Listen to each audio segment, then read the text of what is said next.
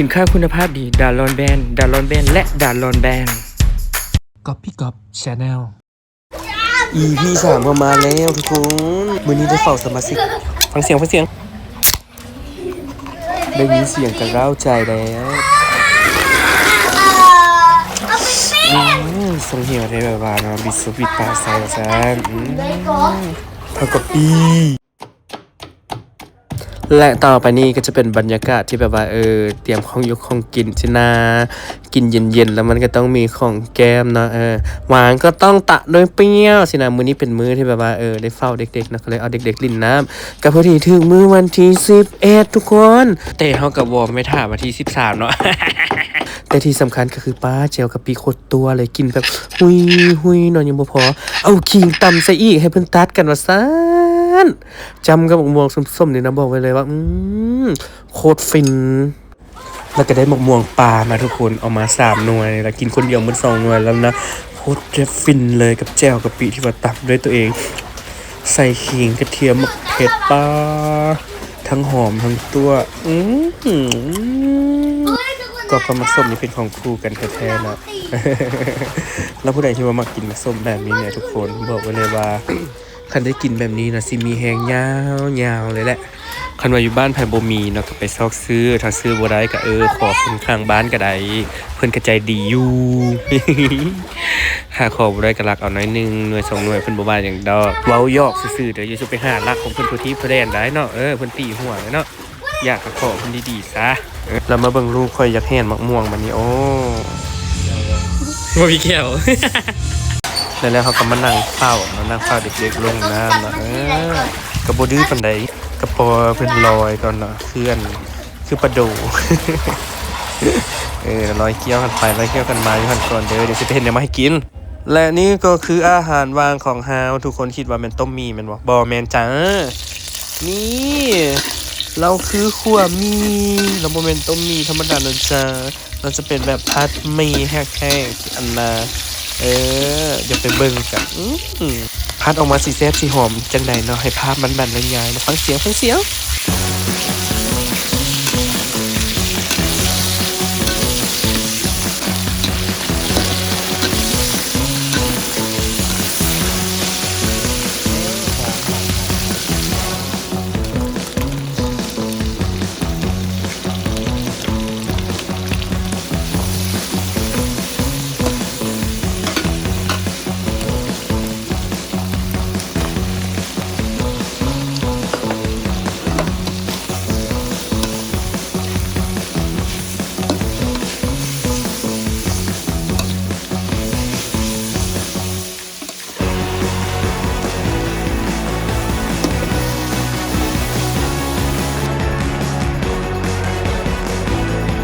และแล้วก็สำเร็จนะพวกมีฮะ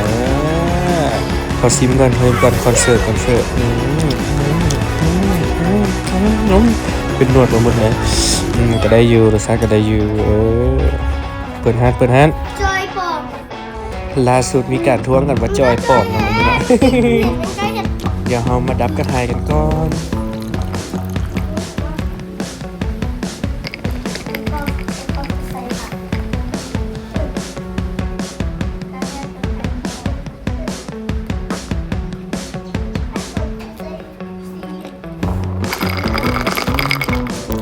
สั่นจ่อใส่พุ่นน่ะเว้ยกระดับกระหายไปมีแหงยาวบัดนี้มันก็เริ่มฮอดเวลาเฮาลงน้ำแล้วได้บัดนี้เนาะได้ขึ้นไปพักผ่อนก่อน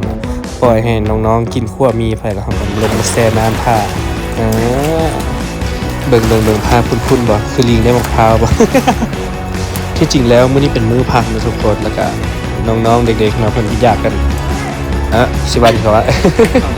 เพิ่นอยากพากันไปลอยน้ำสินะแต่ว่าไปบ่ได้ก็เลยซื้ออ่างมาเลยบ่มาขอแห้งเดี๋ยวขอเติมมานี่มันยกเด้อ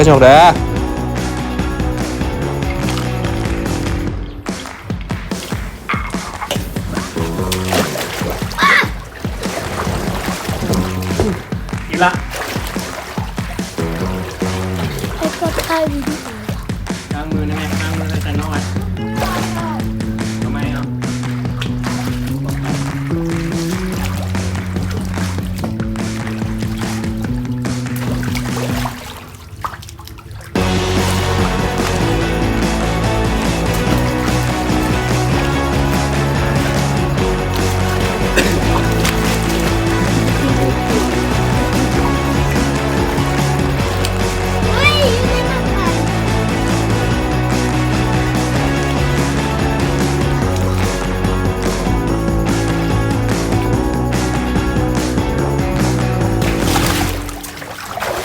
มากกันหนาว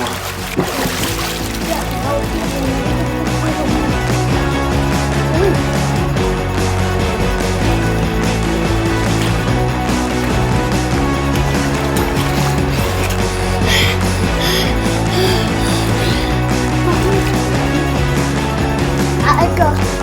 ต้องทายให้มันจบเลยเนอะไอ้ก็จะเห็นใครแน่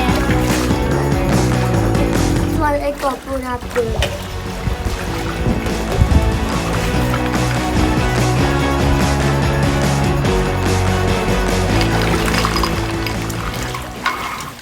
โด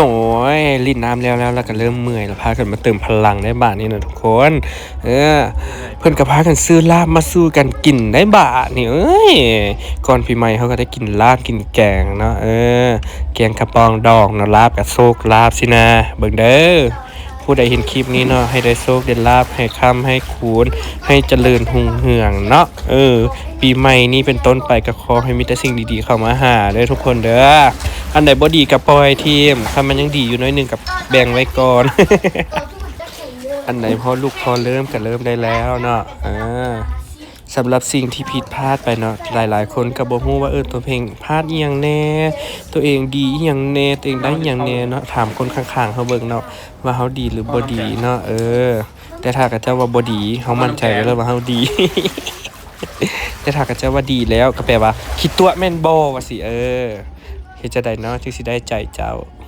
มาแต่ลาบฮานี่ก็แซ่บแท้แซ่บว่าเด้อเพิ่นว่าปกติเนาะก่อนปีใหม่นี่เพิ่นขายสูตรละแสนตอนนี้สูตร140,000แล้วจ้าแต่ก็บ่เป็นหยังให้หลายให้อภัยเนาะยั่วๆจุกๆไปเลยจ้าแต่เวลากินกับลาบแล้วก็มากินกับผักสะเม็กนะแต่ว่ามื้อนี้บ่มีทุกคนมีไผมักคือกอมแน่นอกจากมื้อนี้สิได้รินน้ำอยู่บ้านแล้วมื้อต่อไปสิได้ไปรินน้ำอยู่ไสเนาะหรือว่าอาจจะได้นอนอยู่บ้านก็เป็นได้เพราะว่าหลายปีแล้วสงกรานต์ที่ว่าบ่ได้ไปรินไสนะทุกคนมีแต่รินน้ำอยู่บ้านกับเด็กๆแล้วก็นอนสินะหลังจากเข้าปีใหม่แล้วก็จึงไปเจอหมู่ หลังจากเติมพลังแล้วเราก็ไปลุยกันต่อนะทุกคนนะให้เด็กๆเพิ่นลิ้นให้จุใจเนาะก็จึงให้เมื่อยเองเซาเองสินะ เ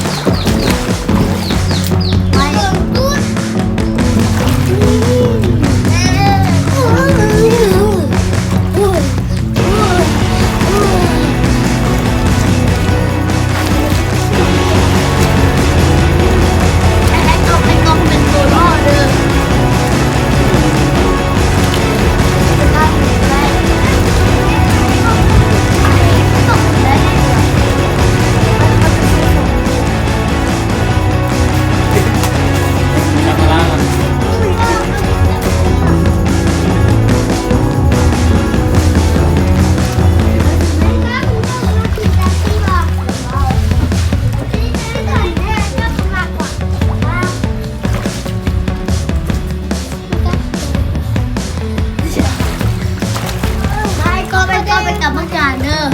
มาแล้วก็กับทุกคนแข่งกันเลยไว้ไอ้ก็เป่าบีบมือคือแข่งเลยเด้อแล้วก็เขาเป็นนักขับว่าประกาศขับโคตรเก่งนู่นเป็นนักเตะที่จัด กินเบกับน้ำพร ทำเลยเก้านี่ละ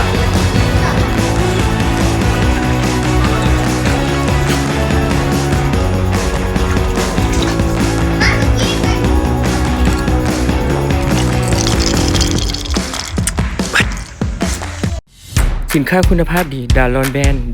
และดาลอนแบน ก๊อปปี้ก๊อป Channel